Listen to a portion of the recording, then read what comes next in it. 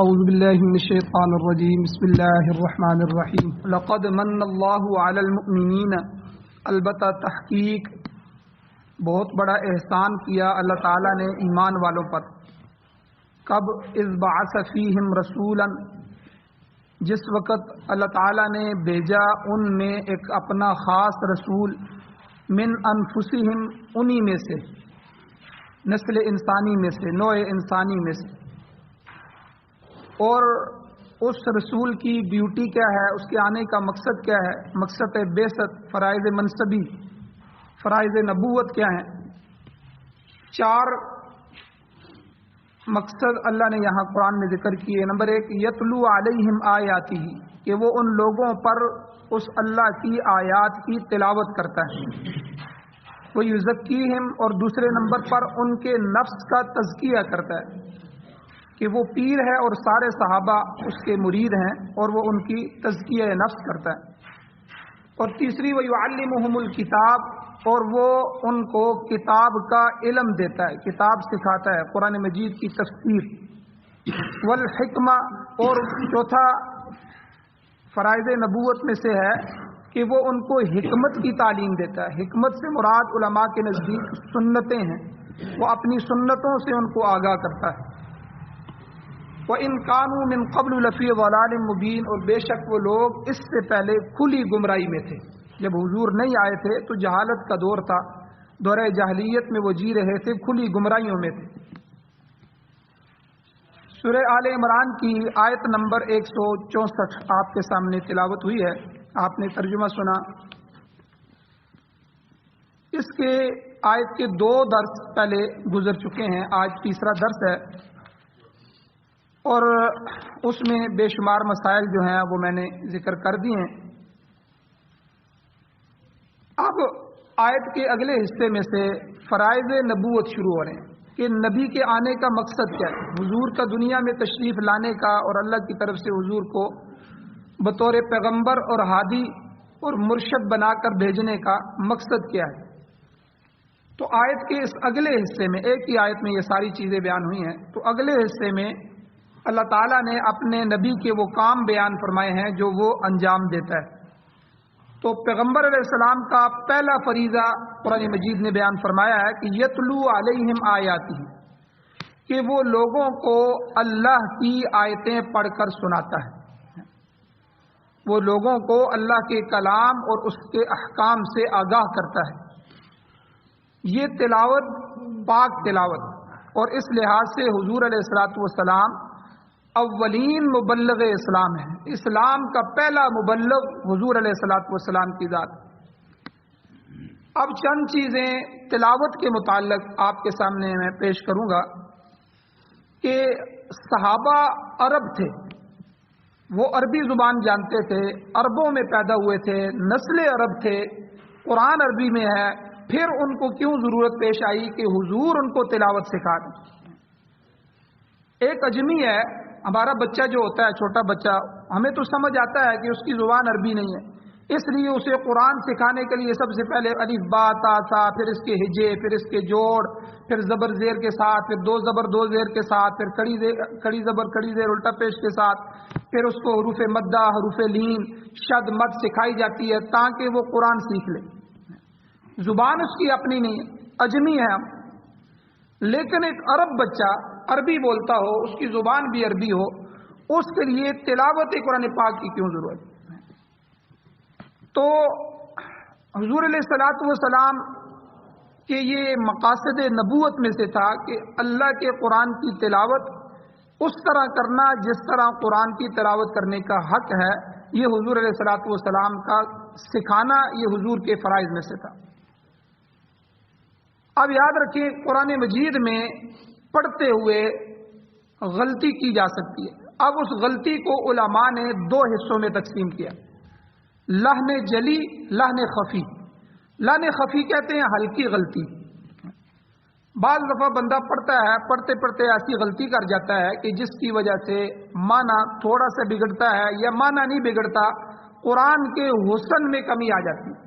تجوید، مجود، تجوید کہتے ہیں اسے سوار کر پڑھنا، یا جہاں مد آئے وہاں مد کرنا، لمبا کریں گے، اور جہاں غنہ آئے گا وہاں تھوڑی دیر ناک میں اس آواز کو گنگنانا، غنہ کرنا، اور اسی طرح شد میں ملانا، یہ ساری جو صفات ہیں یہ صفات غیر لازمہ ہیں۔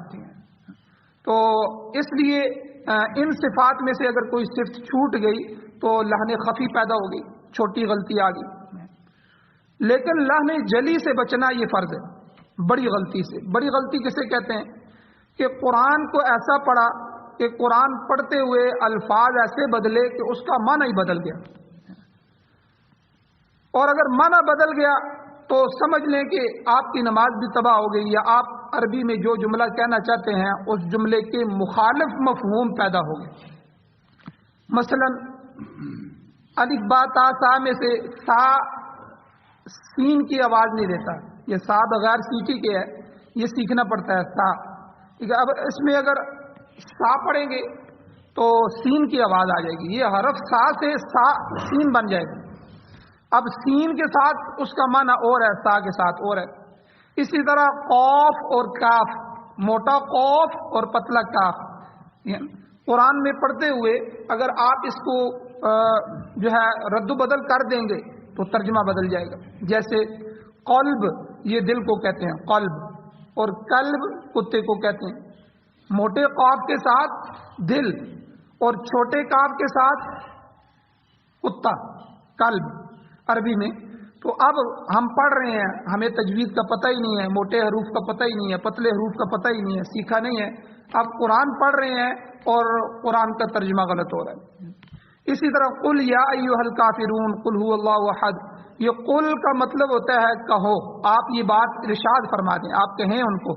قل قال یقول سے ہے، آپ کہیں، امر دیا جا رہا ہے، حکم دیا رہا ہے، آپ کہہ دیجئے قل۔ اور پتلے کاف کے ساتھ قل، قل کا معنی ہوتا ہے آپ کھائیں، کھانا شروع کر دیں۔ تو قل اور قل میں کتنا فرق ہے؟ تو یہ تلفظ کی وجہ سے معنی بدل جاتا ہے، تلفظ بدلنے سے معنی بدل جاتا ہے۔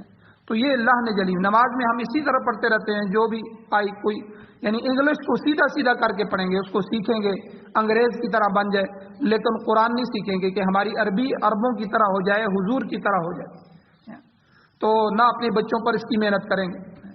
جس طرح سکول میں سے اچھے سکول، اچھے استاد کا انتخاب کیا جاتا ہے، اسی طرح قرآن مجید پڑھانے کے لیے اچھے ادارے کا، اچھے مدرسے کا، اچھے استاد کا انتخاب بھی بچوں کے لیے ضروری ہے۔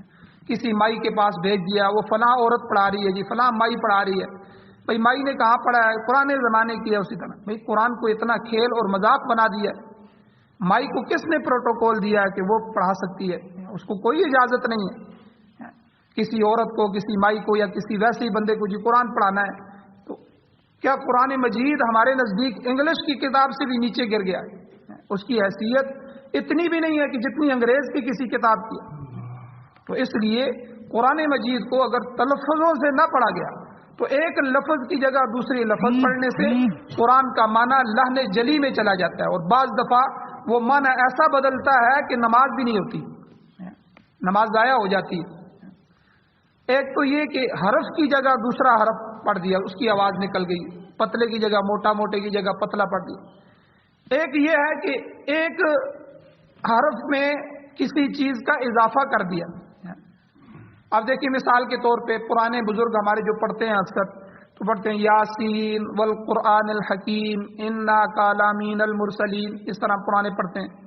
تو انکا لمین المرسلین، یہ اللہ قرآن میں بھی فرما رہے ہیں یاسین اے میرے محبوب، والقرآن الحکیم، قسم ہے قرآن ہے حکمت والے کی، انکا لمین المرسلین، بے شک آپ البتہ بھیجے ہوں میں سے ہیں، آپ میرے پیغمبروں میں سے ہیں، آپ رسولوں میں سے ہیں۔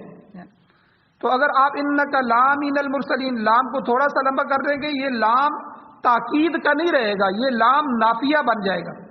لام الف لا، یہ اس کا معنی ہوتا ہے نہیں، یعنی آپ اندازہ لگے یاسین والقرآن الحکیم، آپ پھر اللہ کی طرف سے قسم اٹھا کے یہ بات بیان کر رہے ہیں انکا لامین المرسلین، آپ رسولوں میں سے نہیں ہیں، آپ تو رسول کی پیغمبر کی رسالت کا انکار کر رہے ہیں۔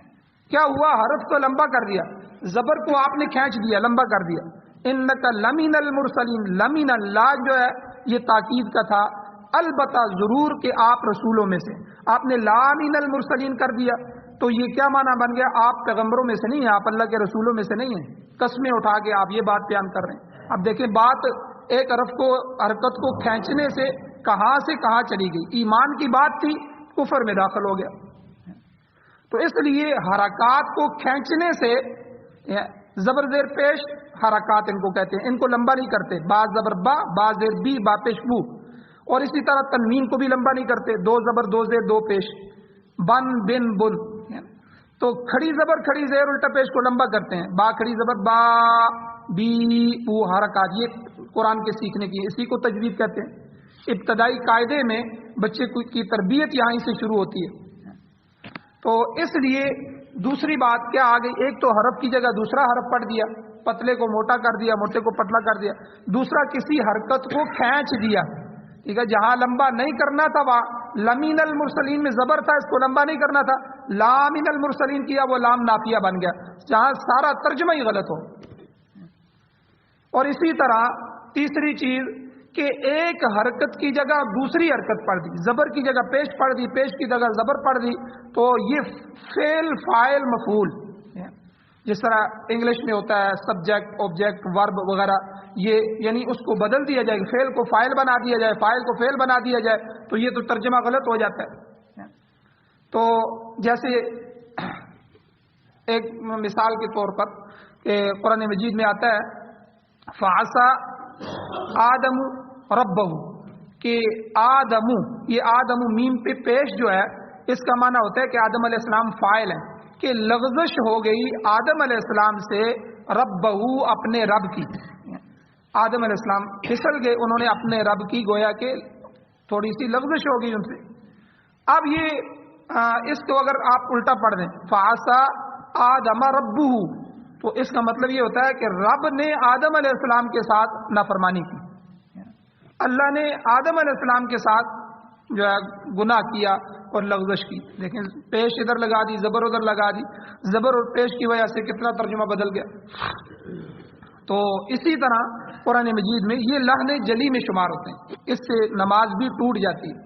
تو اس لیے تلفظوں کا سیکھنا، تجوید کا سیکھنا اور ان صفات کا سیکھنا، متضادہ غیر متضادہ دونوں، ان دونوں صفات کا سیکھنا یہ ہمارے اوپر ضروری ہے تاکہ ہمارا قرآن سیکھے۔ یہی یتلو علیہم آیات، یہی پیغمبر تھے جو قرآن کی تلاوت سکھاتے تھے۔ ایک بات یہ بات سمجھ لیں۔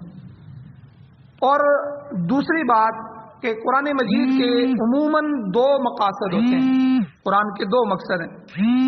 پہلا مقصد قرآن مجید کا پہلا مقصد یہ ہے کہ اتل ما اوحی الیک من الکتاب، اللہ تعالیٰ قرآن مجید میں فرماتے ہیں کہ آپ لوگوں کے سامنے اس کی تلاوت کریں، اتلو، اے میرے پیغمبر آپ تلاوت کریں، ما اوحی الیک، جو آپ کی طرف وحی کی گئی ہے، من الکتاب، قرآن مجید میں سے، کتاب میں سے۔ تو اب کتاب میں سے جو وحی ہوئی ہے اس کا پیغمبر کو پڑھنا اور سنانا، یہ جو ہے یہ بھی اس سے پتہ چل گیا کہ یہ پیغمبر کے اوپر تلاوت کرنا لوگوں کو، کس وجہ سے کہ تاکہ لوگوں کو اللہ کے قرآن کے احکام اور فرامین پتہ چل جائیں کہ اللہ ہم سے کیا کہہ رہے ہیں۔ تو اس کو تلاوت برائے تبلیغ بھی کہہ سکتے ہیں کہ آپ تبلیغ کے لیے قرآن مجید کی تلاوت کریں، یہ تو پہلا مقصد ہو گیا۔ تلاوت کا دوسرا مقصد یہ ہے کہ انسان خود تلاوت کر کے قرب الہی حاصل کرے، یعنی باقی دنیا کی کوئی کتاب بھی آپ پڑھیں گے آپ کو قرب نہیں حاصل ہوگا، اللہ کا قرب نہیں ہوگا، اللہ کی رضا اس میں نہیں ہے۔ لیکن قرآن مجید کا دوسرا مقصد یہ ہے کہ جتنا آپ قرآن کو پڑھتے جائیں گے اللہ تعالیٰ اپنے قریب کرتے جائیں گے، یہ اس قرآن کی ایک شان ہے۔ تو مقصد یہ ہے کہ ہمیں اللہ کا قرب الہی مل جائے۔ اسی لیے جب قیامت کا میدان ہوگا، حشر ہوگا اور حساب و کتاب ہوگا، تو جو حفاظ ہوں گے، قرآن کے حافظ ہوں گے، اللہ تعالیٰ ان کو یہ اعزاز دے گا کہ اے حافظ قرآن، آج میں رب تیرا قرآن سننے والا ہوں، تم مجھے قرآن سناؤ اور ایک ایک آیت پڑھتے جاؤ اور جنت کے ایک ایک درجے میں چڑھتے جاؤ، اور جو ہے شروع سے شروع کرو اور والناس کی سین تک تم جب تک کیا جدھر تک تم پڑھتے جاؤ گے اور جنت کے درجوں پر چڑھتے جاؤ گے، اور یہاں تک کہ جب تم قرآن ختم کرو گے وہاں تمہارا آخری درجہ ہے۔ تو یعنی ایک ایک منزل مل رہی ہے، ایک ایک بلڈنگ مل رہی ہے، ٹھیک ہے، ایک ایک محل مل رہا ہے، ایک ایک آیت پہ اللہ جل شانہ خود سننے والے ہیں، کتنا بڑا اعزاز ہوگا حافظ کے لیے۔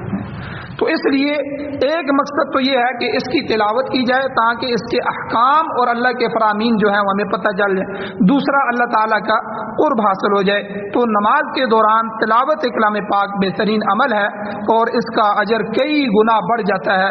اس وقت انسان اللہ کی صفت کے ساتھ متلبس ہو جاتا ہے اور اسے درجہ کمال حاصل ہوتا ہے۔ یعنی نماز کی حالت میں جو تلاوت ہوتی ہے، عام تلاوت سے نماز کی تلاوت کا اجر زیادہ ہوتا ہے، کیونکہ نماز کی کیفیت میں جو اللہ کی کلام کو پڑھا جاتا ہے اس میں درجات بہت تیزی سے ترقی کی طرف جاتے ہیں۔ تو ایک تو یہ چیز قرآن مجید کے متعلق، اور تیسری بات کہ ایک حدیث ہے جس کا مفہوم ہے کہ حضور علیہ الصلوۃ والسلام نے فرمایا کہ رب قارئ للقرآن، کہ بہت سے قرآن کے قاری پڑھنے والے قرآن پڑھیں گے اور قرآن ان پر لعنت کرے گا۔ وہ قرآن پڑھ رہے ہوں گے لیکن ان پر لعنت برس رہی ہوگی۔ اس میں علماء نے دو مفہوم ذکر کیے ہیں۔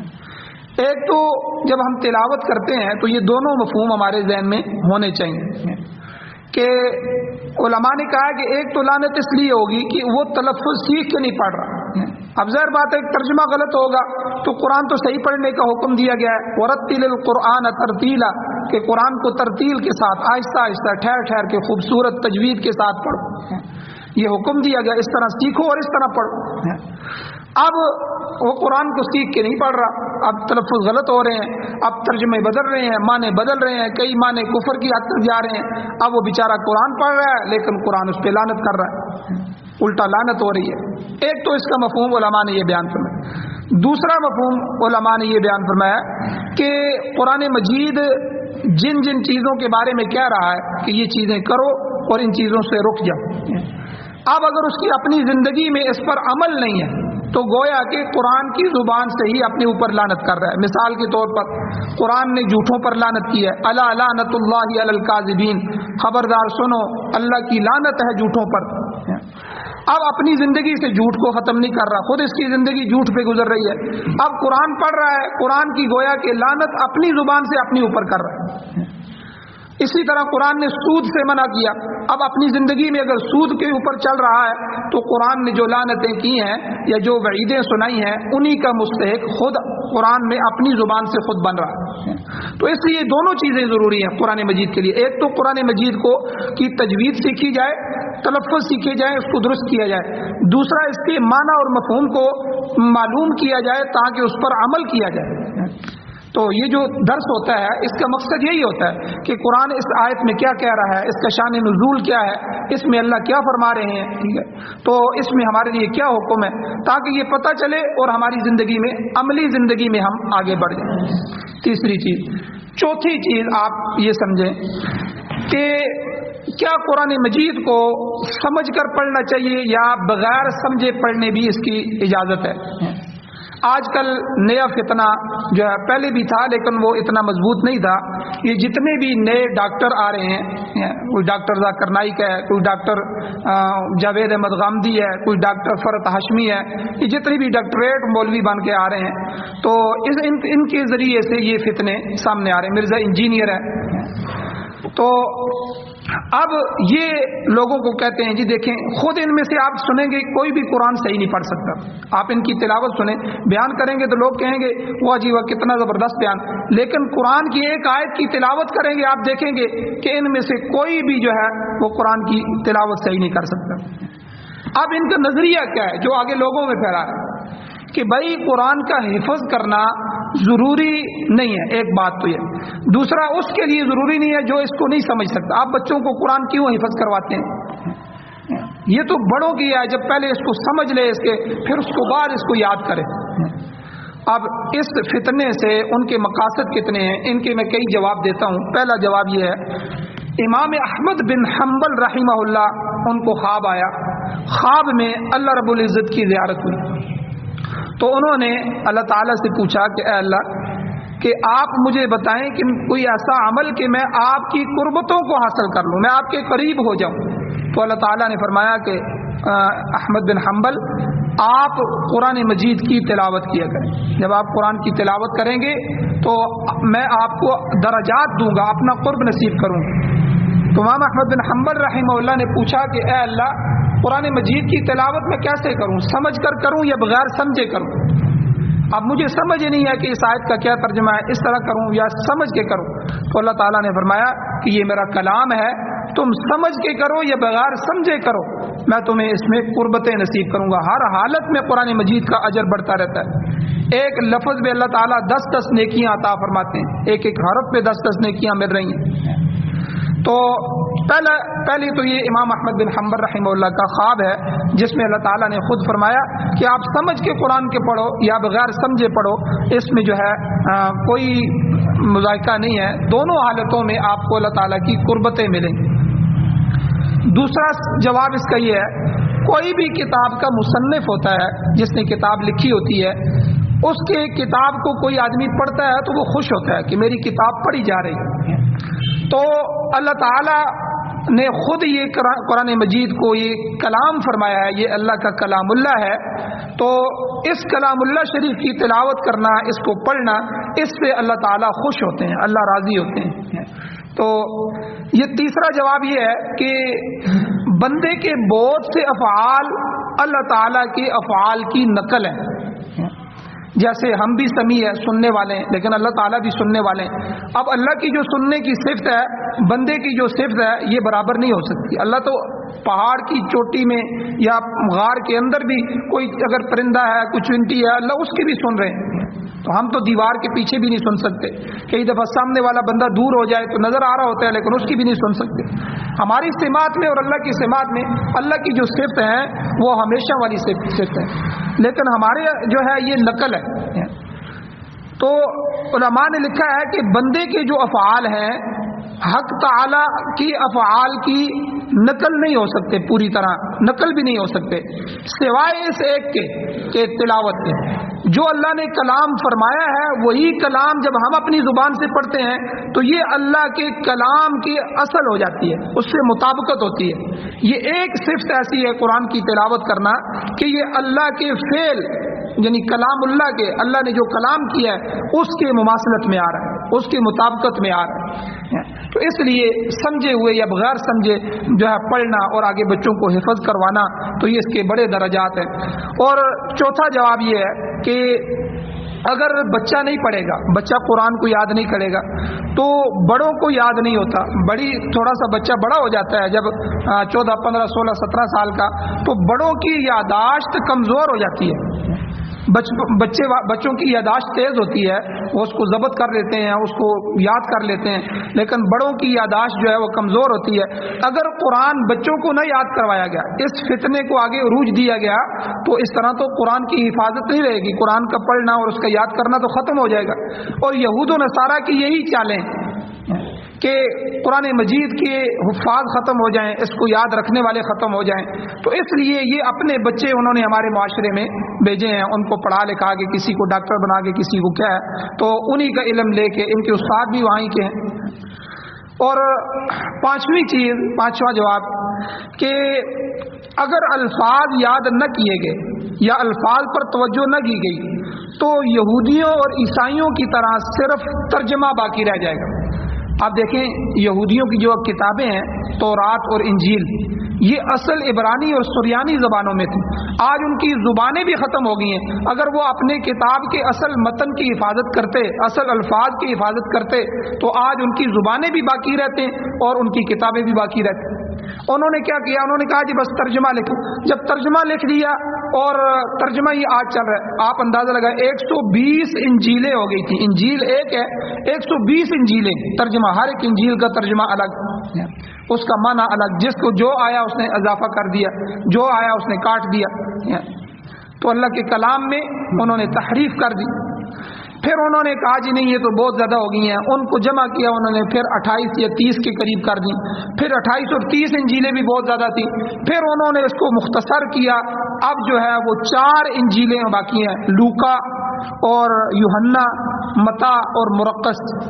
یہ 4 انجیلیں آج دنیا میں چل رہی ہیں، اور چاروں انجیلوں کو آپ اٹھا کے دیکھیں، ہر ایک کا معنی الگ ہوگا، مفہوم الگ ہوگا.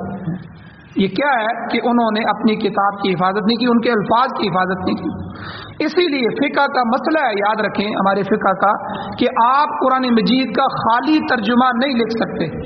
خالی ترجمہ تو آپ معنی خالی نہیں لکھ سکتے، آپ پہلے آیت لکھیں گے، آیت کے نیچے آپ ترجمہ لکھ سکتے ہیں، اس کی اجازت ہے۔ خالی صرف آپ کہیں جی ہم قرآن مجید کا صرف ترجمہ چھاپنا چاہتے ہیں تو اس کی شرعاً اجازت نہیں۔ تو اس طرح تو قرآن کے الفاظ ختم ہو جائیں گے۔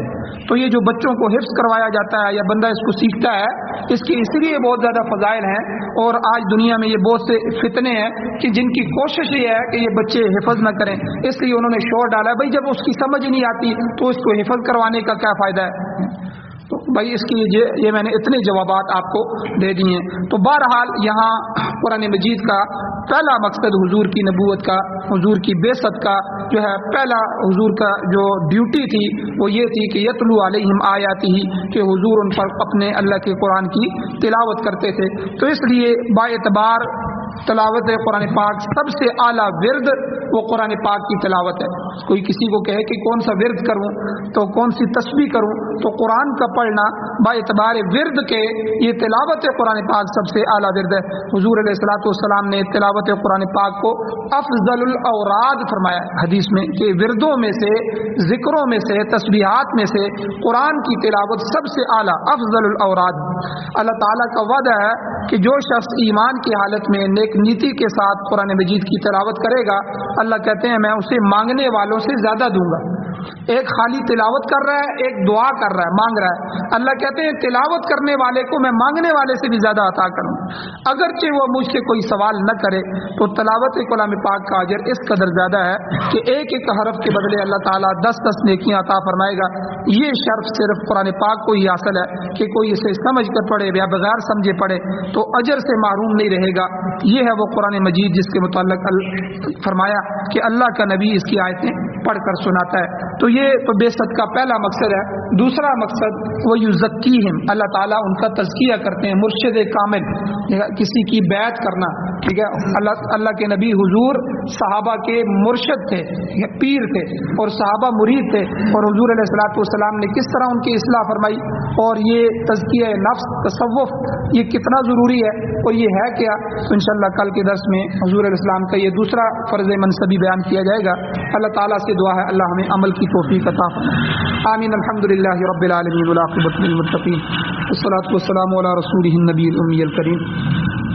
یا اللہ ہماری کمیوں کوتاہیوں کو معاف فرمائیے، درگزر فرمائیے، صغیرہ کبیرہ گناہوں کو معاف فرمائیے۔ یا اللہ قرآن مجید پڑھنے اور سننے، سمجھنے، اس پر عمل کرنے کی توفیق عطا فرمائیے۔ یا اللہ قرآن و سنت والی حکومت نصیب فرمائیے، سعادت والی زندگی اور شہادت والی موت نصیب فرمائیے۔ یا اللہ جو بیمار ہیں ان کو شفا عطا فرمائیے، جو مقروض ہیں ان کے قرضوں کے پورا کرنے کے اسباب پیدا فرمائیے، جو ایمان کی حالت سے اس دنیا سے جا چکے ہیں یا اللہ ان سب کی بخشش فرمائیے۔ یا اللہ ہم سب کے حال پر رحم فرمائیے، خاتمہ ایمان پر فرمائیے۔ صلی اللہ تعالی علی خیر خلقہ محمد و آلہ و اصحابہ اجمعین برحمتک یا ارحم الراحمین۔